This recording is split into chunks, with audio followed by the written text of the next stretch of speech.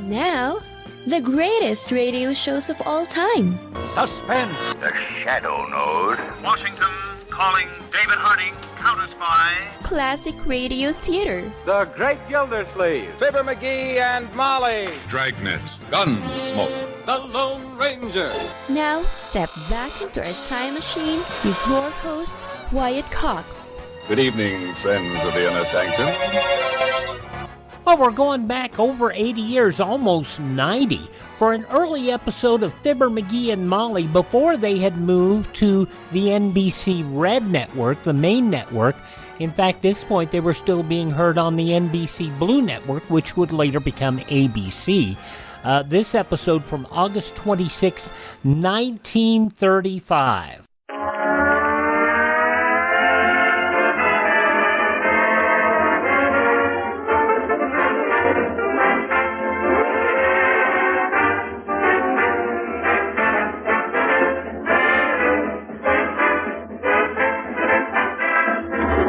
The makers of Johnson's Wax bring you more musical moments of unmitigated merriment with Rico Marcelli's orchestra, Ronald Mansfield, Charlie Wilson, the Johnson Merrymen, and Marion and Jim as those gay and garrulous gadders, those gasoline gondoliers, Fibber McGee and Molly.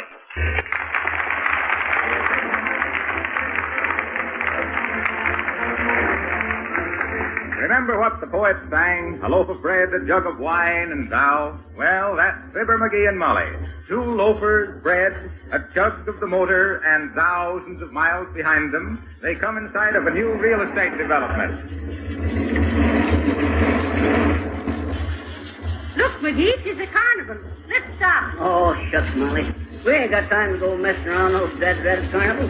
Besides, it ain't a carnival. Well, then what is it?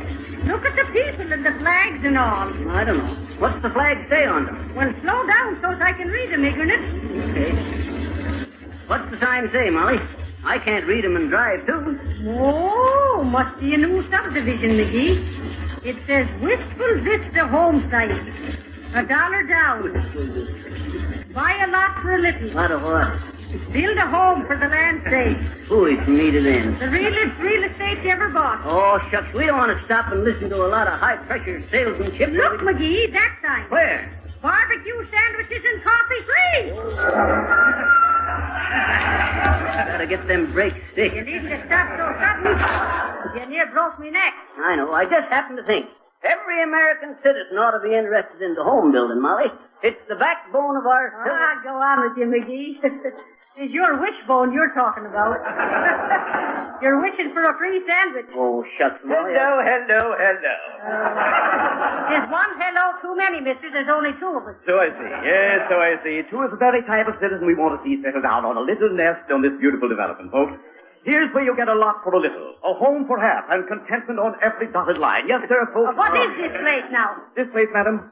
Why, this is none other than that beautiful landscape, Hagelmeyer's Wistful Vista subdivision. Wired for light, piped for gas, paved for pavement, ditched for sewers, and for only the small sum of... where do you get them free sandwiches, brother? And coffee.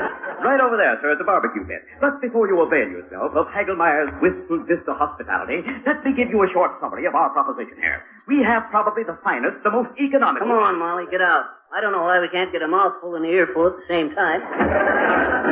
Where'd you say this here free barbecue pit was, brother? Well, I must inform you that that word free is conditional. And what do you mean conditional? Free is free. Oh, yes, indeed.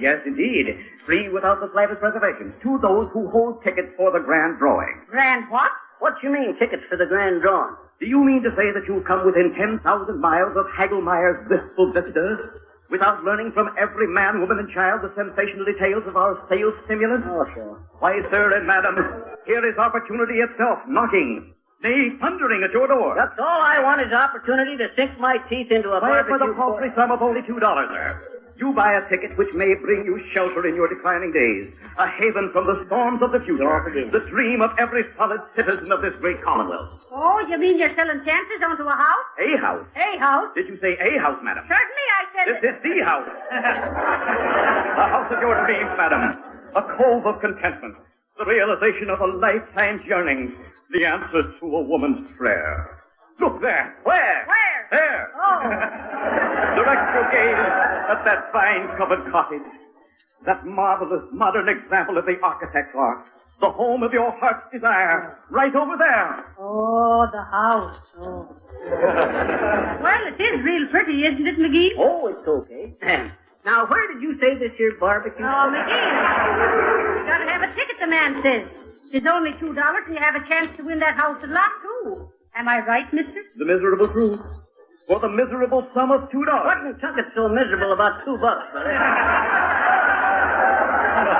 That'll buy 20 sandwiches.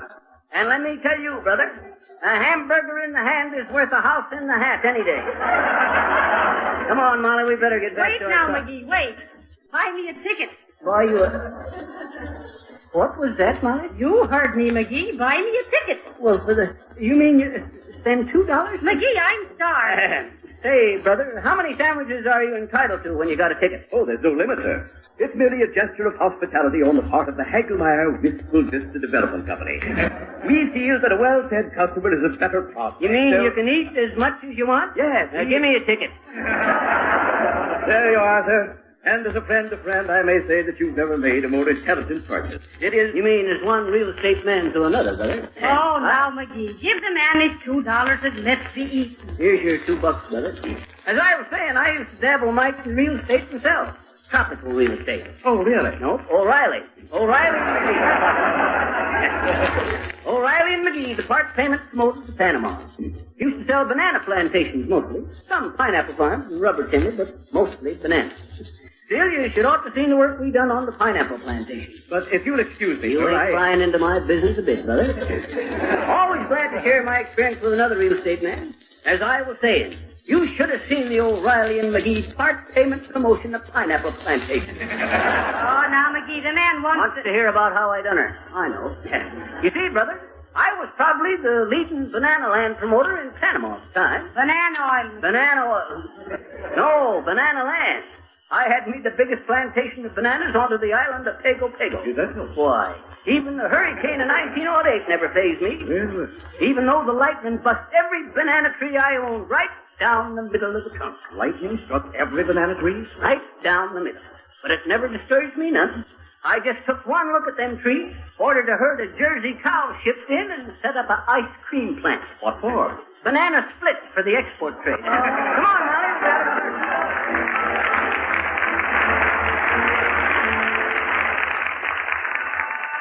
Don't know about the bananas, but back in 1935 even, McGee was turning out some grade A corn. August 26, 1935, episode number 20 of Fibber McGee and Molly on Classic Radio Theater with Wyatt Cox.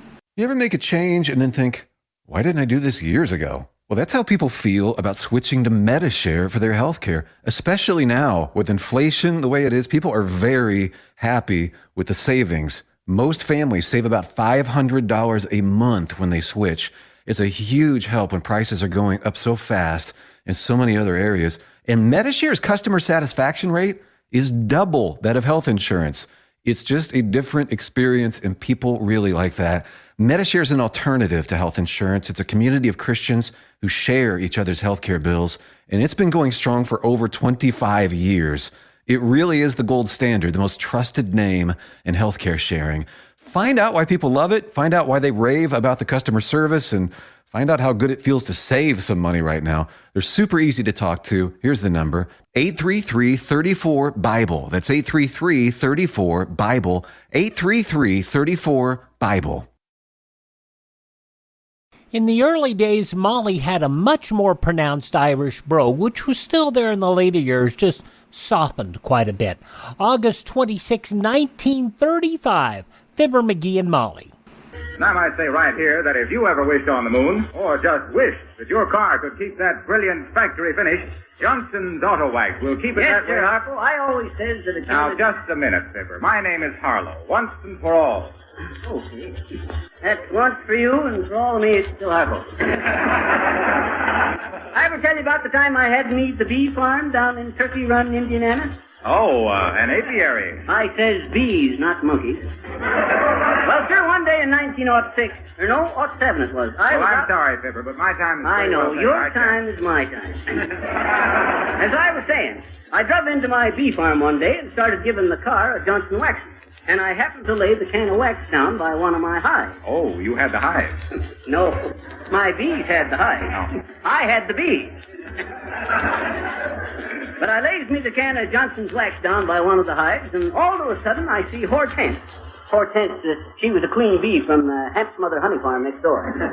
I see Hortense looking down into that can of wax, real curious. Then she give a kind of an angry buzz and flew away home. The next thing I knew, there she was back again with the whole swarm of bees from the Hamp's Mother honey farm. Ah, she went and got her gang. Yep. And when the buzzing had died down a mite, I could hear her say to them other bees, she says, Hamp's Mother honey farm. Ah, she went and got her gang. She says, listen, you mugs, she buzzes. Get a load of the work that's being done over here. Look at that wax. That there is wax as is wax. Now go on home and see what you can do. Oh, no. McGee, now, will you let Mr. Wilcox get on to this work? Okay. I was just giving Harpo here a nature lesson, but he ain't got the intelligence to grasp my stuff. Well, we don't know about bees, but here's a tip that's honey. Now is the time to wax your car. Don't drive around another day in a dirty, dull, faded-looking car. It gives everybody a very poor impression of you. And it's so easy to take away all that unattractive, dirty film. Give your car a gleaming polish that shines like new. It's easy. That is, if you use Johnson's Auto Wax and Cleaner.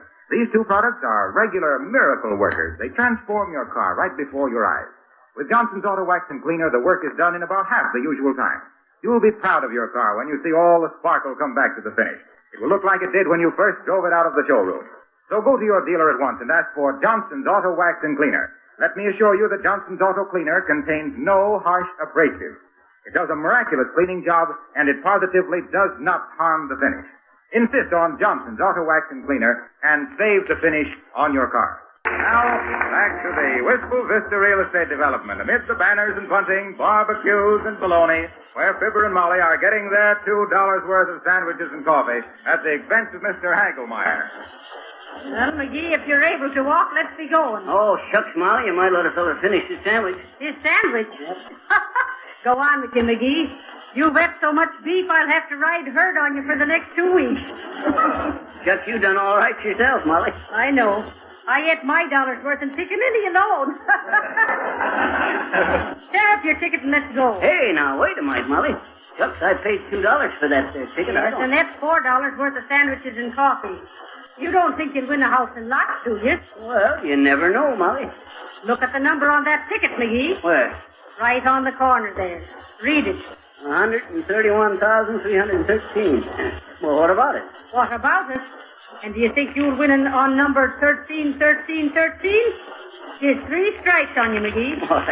Shucks, that don't mean nothing, Molly. Add it up. 1 and 3 is 4, and 4 is 8, and 4 is 12. 12 is a lucky number, according to numerology. Even dozen. Sure. An even dozen that doesn't mean anything. Oh, it is a nice little house. But you got no more chance of winning it than making a fortune on spaghetti in Ethiopia. Oh, well, you'll have to admit, Molly. There, my friend. Oh, dear. I hope you've enjoyed the hospitality of Hagelmeyer's Wistful Vista. Oh, sure, they was real nice barbecues, mister. But we gotta be on our way now. Oh, no, madam. You cannot afford to pass up the homemaking opportunity of a lifetime. Why, when you consider what Hagelmeyer's Wistful Vista offers you in the way of... You got any soda tablets on you, bud? No, sir, I'm afraid not. Oh, you will? This is barbecued beef stampeding, mister. Come on, McGee. Okay, glad to have met you, brother. Oh, but wait. You haven't heard the real true story. The romance behind the founding of Hagelmeyer's Wistful Vista. We are building a community, sir. We are interested in laying the very cornerstones of civic development. We want to see homes and more homes with healthy, happy citizens. Little kiddies going to school. Smoke from 100 contented chimneys, even at a sacrifice. Sacrifice? Yes. What is a monetary loss? Well, when you can sell 131,313 tickets for $2 apiece, making $262,626 for a house that couldn't have cost more than $4,000 to put up.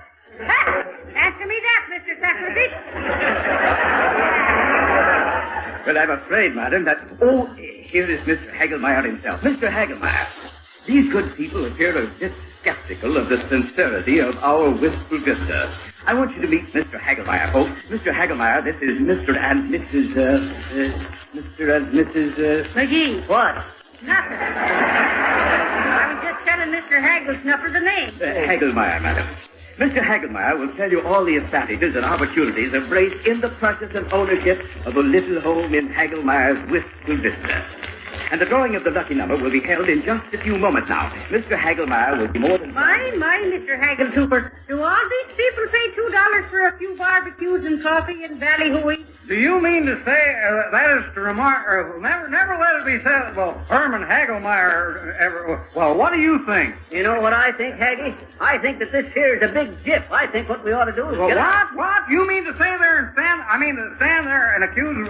why, whoever... but did you ever stop to think that a man's best friend is... Well, what is mother without a home? I mean, what is home without a bar? Or a sink? I mean, someplace where a man... get the idea?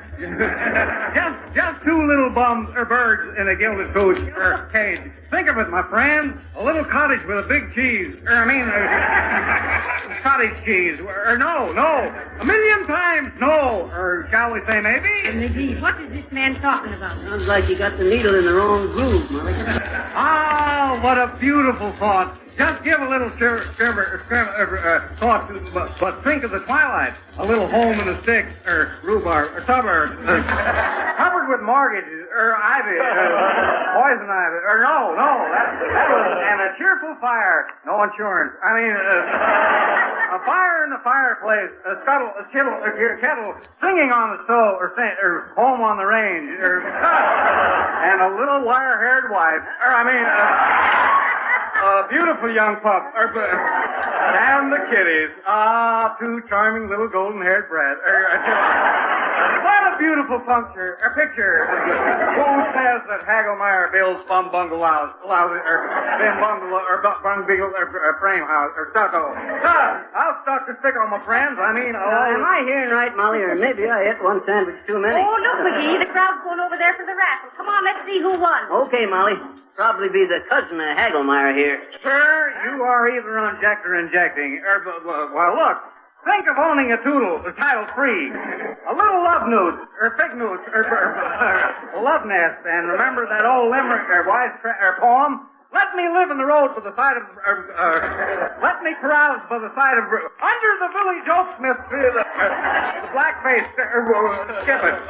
All I can say is that when you build with Hagelmeyer, you'll always regret... it'll never be... You can depend on why there's not the slightest foundation. That's just what I thought. Come on, McGee, they're drawing numbers. We'll see you later, Mr. Higginfather. Certainly not. Yes, indeed. You can never depend on Hagelmeyer. You can always get what you want and find out what you want. That there fella builds houses like he talks. You could park your car in the attic and shingle the cellar. Oh, be quiet, McGee. They're making an announcement. Ladies and gentlemen, the grand drawing is about to take place. Have your tickets ready. The lucky winner will receive, absolutely without cost or expense of any kind, free and clear title to the beautiful little home you'll see to my right. To those who do not win, we offer special bargains in home sites, homes designed and built on the beautiful Hagelmeyer Wistful Vista. Just a minute now, while the charming Miss Susie Gloss, who is elected Miss Wistful Vista of 1935, draws the lucky number. Oh, dear. They're not holding on to ticket number 131313. Quiet, Molly. I want to see if old Hagelmeyer wins it himself. Ladies and gentlemen, your kind attention, please. The lucky number has been drawn. The number that wins this beautiful example of the home builder's genius is none other than 1028. 1028. Will the lucky winner please step right up to the platform here? Well, McGee, at least we had our barbecues and coffee. Oh, shucks, the roof probably leaks anyway. What's the... Tear up the ticket, McGee. 113 is bad enough for 3. Attention, please, ladies and gentlemen. Hey, wait a minute, Molly. Maybe we got pie coming. Correction here. A correction, ladies and gentlemen. Number 1028 was not eligible for the prize as it had been turned in and the money refunded. Another number has been drawn. It is number 131,400. 313. McGee! McGee, did you hear? It's our number, McGee. It's our number. McGee, what's the matter with you? McGee! Oh, there's somebody. She's crazy.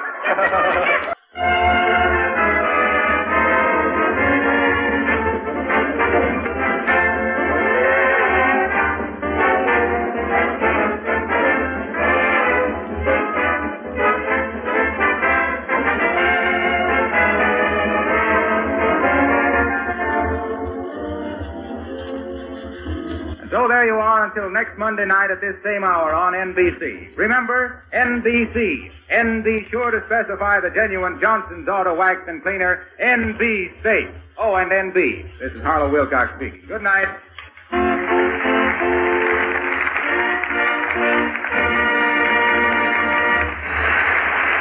The selection I Wished on the Moon is from the big broadcast of 1936 of the I Sing from the show of the same name. This program came to you from our Chicago studios. This is the National Broadcasting Company. And that, friends, is how Fibber McGee and Molly won 79 Wistful Vista, the home that they lived in for a very, very long time. And they got sandwiches and coffee to boot. So there you go. August 26, 1935, Fibber McGee and Molly here on Classic Radio Theater with Wyatt Cox. When we return following these very important messages, William Conrad and crew with an episode of Gunsmoke from August 26, 1956. Whether you're taking your pets on the road or a walk around the block, you need to be aware of heat stroke. Hi, I am Dr. Jose Arce, immediate past president of the American Veterinary Medical Association. It's important that pets get out and enjoy the warm weather and fresh air, but here are some reminders to help keep your pets safe in the heat. Tune into the day's forecast to see how hot it will be. Limit exercise on hot days or schedule walks earlier or later on the day when it's cooler. If outside, stay on the grass instead of the hot pavement. Make sure your pet has unlimited fresh water and access to shade. Never leave your pet in a closed vehicle, and leave your pet at home in air conditioning when you go out. If you see signs of heat strokes in your pet, such as excessive panting, drooling, unsteadiness, or abnormal gum and tongue color, call your veterinarian or nearest emergency clinic. For more info on summer pet safety, visit avma.org. That's avma.org.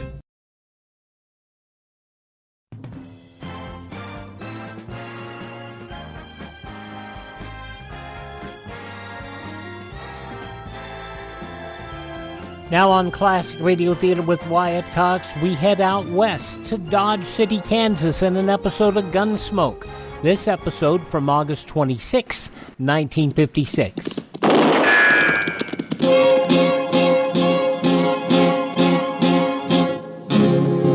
Gunsmoke. Around Dodge City and in the territory on west, there's just one way to handle the killers and the spoilers, and that's with a U.S. Marshal and the smell of Gunsmoke.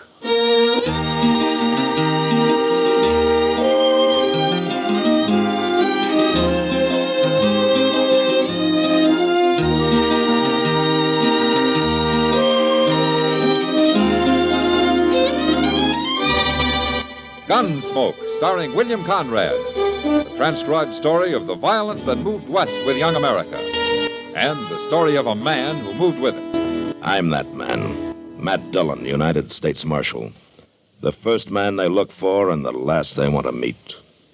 It's a chancy job, and it makes a man watchful. And a little lonely.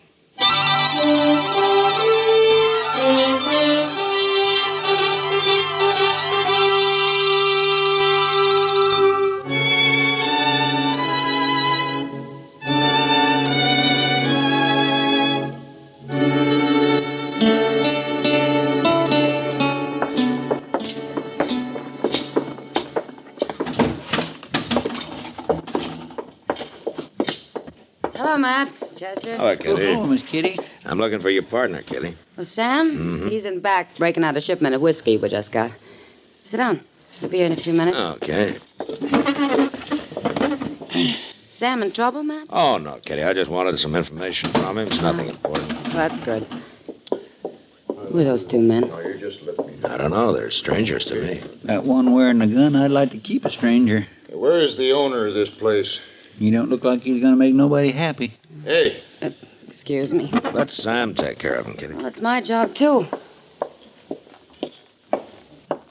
Go get the owner, miss. We want to talk to him. I'm one of the owners. You? What is it you want? Well, we can't do business with no woman, Breeze. And what's wrong with doing business with a woman, mister? Well, it ain't fitting, that's all. Well, what's going on, Kitty? You the real owner here, mister? Miss Kitty and I own it together. What can we do for you? My name's Tom Breese. This here is Red Temple. I'm Sam Noonan. They say this saloon's worth about $15,000. Is that right? I guess that's about right. Why? We want to buy it. What? I said we want to buy it. We'll give you $10,000 cash. You just said yourself it's worth 15. I hadn't finished. We'll give you $10,000 now, $5,000 a year for the next 2 years. That makes $20,000 in all.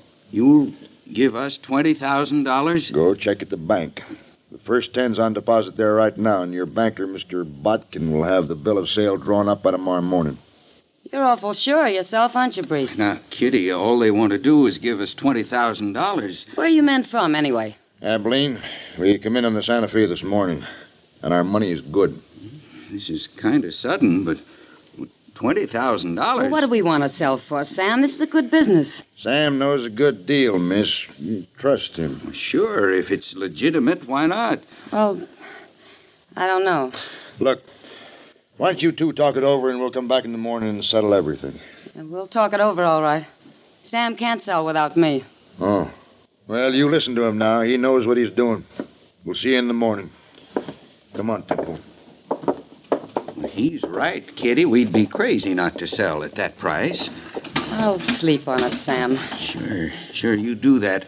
But come on out back for a minute. I want to show you that new whiskey we ordered. All right. I'm going out back for a minute, Matt. Okay, Kitty.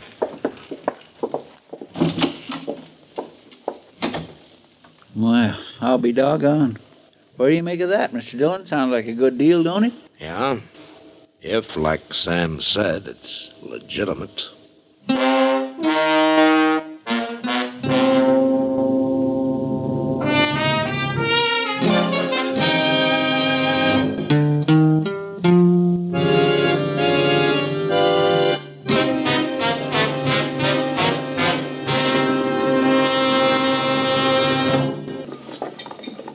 I just ate and I'm still hungry.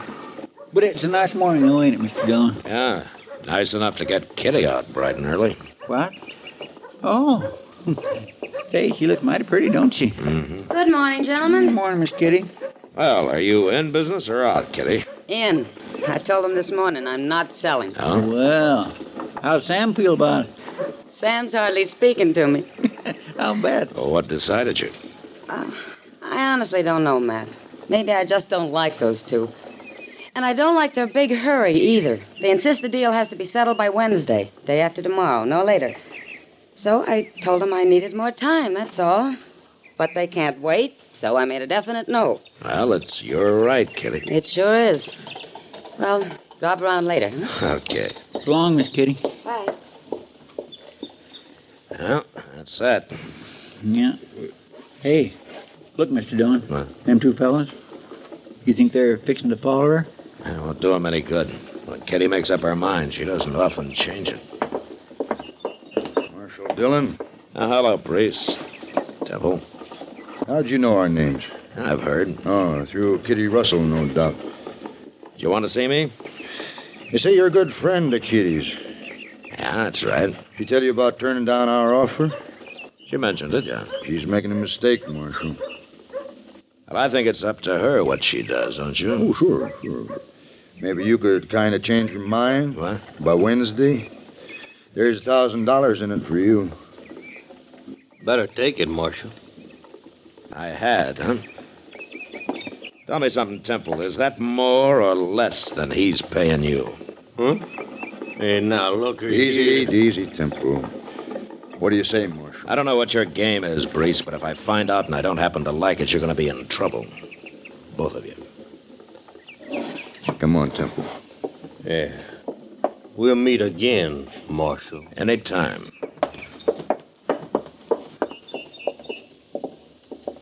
My goodness, they're gonna bear watching, ain't they? Yeah, they sure are.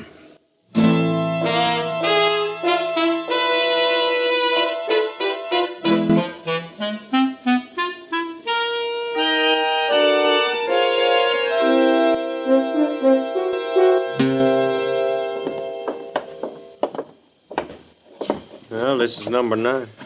Go ahead, Temple. Knock.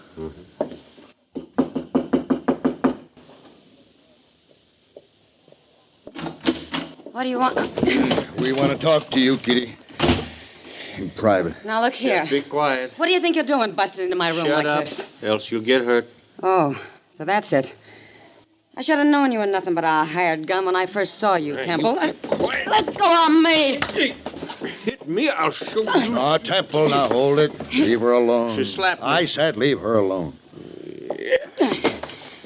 See you later, Kitty. Kitty, you listen to me. I'm going to make it real short. Then you're through now. Get out of here. We're going to buy the Long Branch, Kitty. And we're going to buy it before Wednesday. No, you're not. Okay, Kitty. You were right about Red Temple. He is a gunman. So? You're gonna have him shoot me? No. Your partner, Sam Noonan. You wouldn't dare. But if you go to the marshal or anybody else about it, he'll shoot you, too. It'd be a pleasure. No. Look. You can't do anything to Sam. We'll kill him, that's all. Think it over, Kitty. Think it over hard.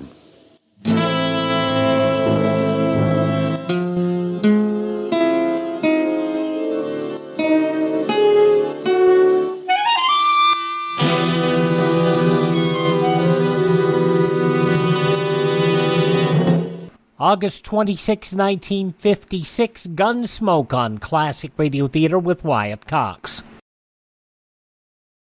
Now on Classic Radio Theater with Wyatt Cox, the conclusion of Gunsmoke, August 26, 1956.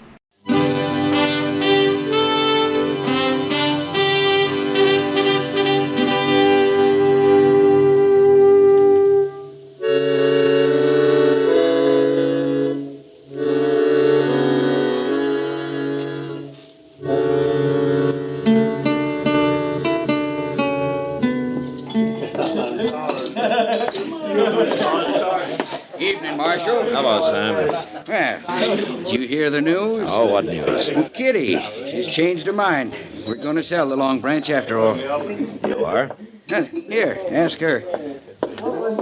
You tell him, Kitty. About selling? It's true, Matt. Why should I turn down all that easy money? I was just being stubborn, I guess. Well, you had to think it over some, Kitty. I understand that now. But at least it's your decision. Nobody pushed you into doing it. No. Come by tomorrow afternoon, Marshal. Drinks will be on the house. Tomorrow? Well, after we get through signing the papers at the bank. We're going to have a little celebration. I'll see you then. Okay, Sam. Kitty? How come you changed your mind? You really want to know? Well, if you want to tell me. I did it for a friend, Matt. I did it for Sam.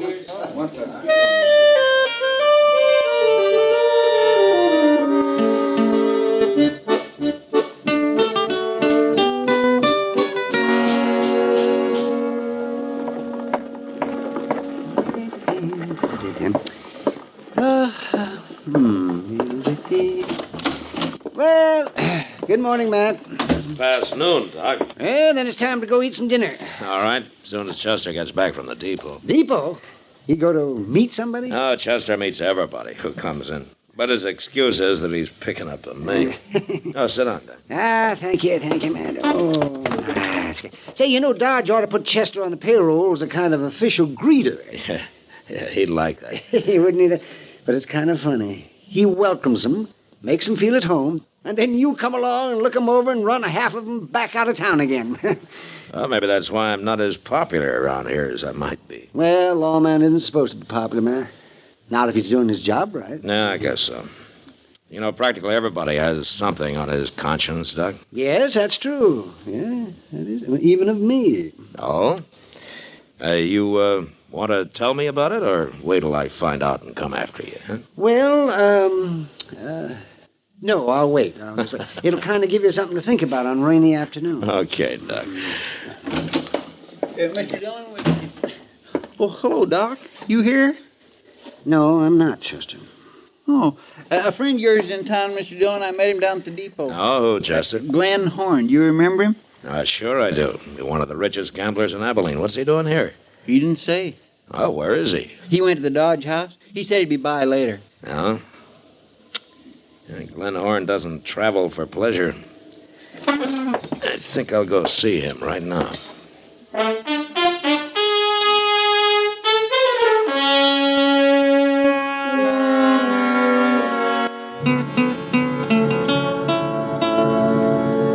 Well, Glenn, the whole thing begins to make sense, doesn't it? Yes, it sure does, but I don't like being taken for a fool, Matt. And I won't be in the middle on any kind of a crooked game. You never have, I know of. I don't even know this pair, Brees and Temple. The game works better for them that you don't.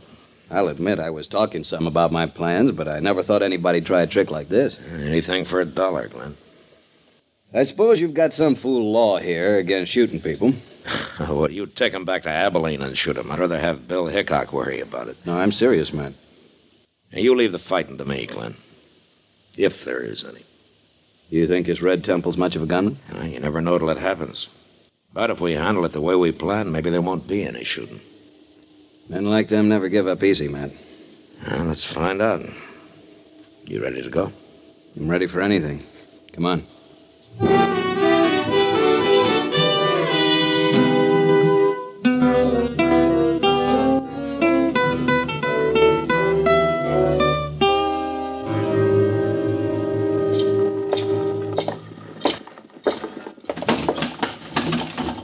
Marshal, come over to the bar. Have a drink. Now, we just started celebrating, Marshal. What'll you have? You can draw me a beer, Sam. Coming right up. The deal's all set, huh, Kitty? Signed and sealed, Matt. Hello, Breeze. Temple. Marshal. Sam and Kitty have 10,000 cash in the bank, Marshal, and I've got the bill of sale. Right here. That's fine. Breeze? Glenn Horn. He got here just right, didn't he? Sure did. You let me handle this now, Temple. Yeah. Who is he, Matt? Wait a minute, Kitty. Well, Marshal Dillon. Hello, Mr. Horn. What are you doing here? Oh, just business. How you been, Marshal? Oh, fine, thank you. Oh, this is Kitty Russell, Glenn Horn. How do you do, Kitty? Hello. Here's your beer, Marshal. Oh, thank you, sir. Sam, this is Glenn Horn. Sam Noonan. Hello, Sam. Have a drink. We're celebrating. No, thanks. I'm taking the train back to Abilene in a few minutes. What'd he say? Shut up, Temple. I thought you were here on business, Mr. Horn. Well, I was, Marshal, but I've changed my mind. Matter of fact, I was going to make an offer for the Long Branch here. You were going to buy it? Well, I was going to try to buy it, Miss Kitty. I guess I told everybody in Abilene about it. I even told them I was going to offer $15,000 for it. Hey, excuse me, Mr. Horn. My name's Brees. My partner there's Red Temple. Hey, we just bought the Long Branch. Well, that's fine, Mr. Brace. I wish you good luck with it. Yeah, you haven't really changed your mind, have you? Yes, I've decided I prefer Abilene to Dodge. I don't know why I was thinking of moving anyway. Hey, but it's for sale. We'll sell it to you, maybe even for $14,000. You'll do what? You stay out of this. No, it's no use, Mr. Brace. My mind's made up. Goodbye, Miss Kitty. Goodbye. Sam. Goodbye, Mr. Horn. Good to see you again, Marshal. Yeah, I'll look you up in Abilene sometime. Fine. We can't let him go, Breeze. He means what he says, Temple. Hey, Kitty. Sam, I got something to tell you. What? Here's the bill of sale. You can have it back. What do you mean? We've changed our minds, too. We want our money. What's going on here, anyway? Deal's off. We want our money. We're going back to the bank and get it right now. But you can't do that. Yes, we can. Wait a minute, Temple. I want to explain Marshal, something. just you keep out of this. Not likely. What is it, Matt? It's real simple, Kitty. Glenn Horn was thinking of offering $15,000 for the Long Branch, and these two heard about it.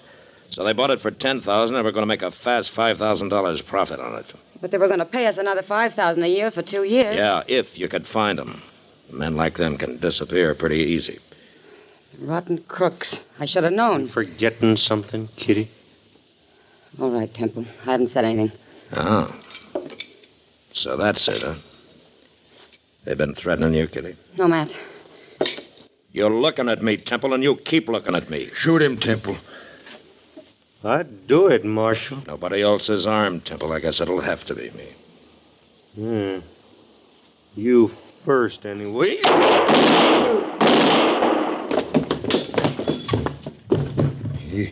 You killed him. You should have hired a better gunman, Brees. You can't touch me.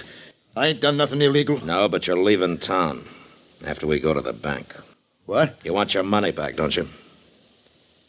Kitty, you and Sam come along, too. Glenn Horn is waiting there with $15,000 if you still want to sell. No. No, that ain't fair. Brees, you're lucky to get out of this alive. Now, you keep quiet. Are you two? You still want to sell? But I ain't even going to the bank, Marshal. After this, I'm leaving all such matters with Kitty. Good.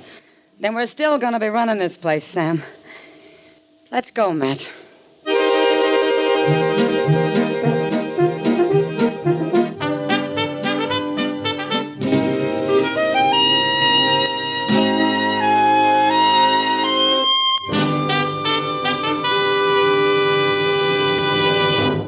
And now, William Conrad. You know, on the frontier, most men, even the gunfighters, wore only one gun.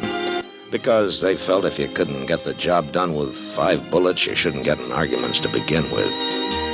And that was the West. Gunsmoke.